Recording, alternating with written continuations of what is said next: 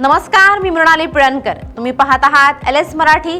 सकाळचे 10 वाजता आहेत. पाहुयात राज्यात काय घडामोडी घडत आहेत. मुंबई पुणे एक्सप्रेसवेवरील खोपोली बायपास जवळ 2 मालवाहू ट्रक आणि कंटेनरचा अपघात. अपघातात दोघांचा मृत्यू, 2 जण जखमी. काही काळ वाहतूक विस्कळीत. मराठा आरक्षणासाठी अंतरवाली सराटीतून आज आंदोलनाची घोषणा. मनोज जरांगे मराठा समाज बांधवांसोबत बैठक घेणार. जरांगे आंदोलनाची तारीख जाहीर करणार.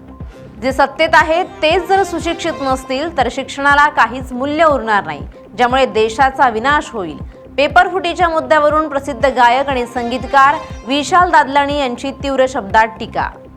भंडाऱ्यात 8 तासानंतर काँग्रेसचं जलसमाधी आंदोलन मागे. प्रशासनासोबतची चर्चा निष्फळ.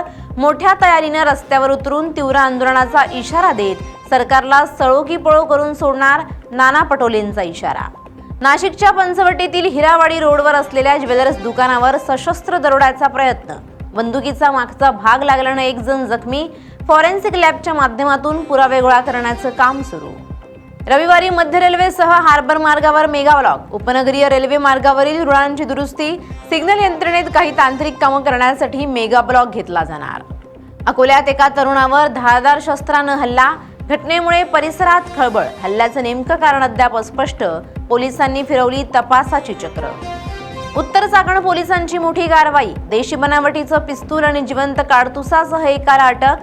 चक्रेश्वर रोड परिसरात सापळा रचून कारवाई. यवतमाळमध्ये चोरट्यांकडून लाकडी दांडक्यानं मारहाण करत घरफोडी. चोरट्यांनी 26,500 रुपयांचा मुद्देमाल केला लंपास. हिंसक चोरीमुळे परिसरात भीतीचं वातावरण. यवतमाळच्या आर्णी तालुक्यात 40 क्विंटल ज्वारी जळून खाक. विद्युत तार तुटून पडल्यानं आग लागल्याची माहिती. महावितरणनं नुकसान भरपाई द्यावी, शेतकऱ्याची मागणी. या होत्या आताच्या घडीच्या काही महत्त्वाच्या बातम्या. अशाच महत्त्वाच्या बातम्यांसाठी पाहत रहा LS मराठी.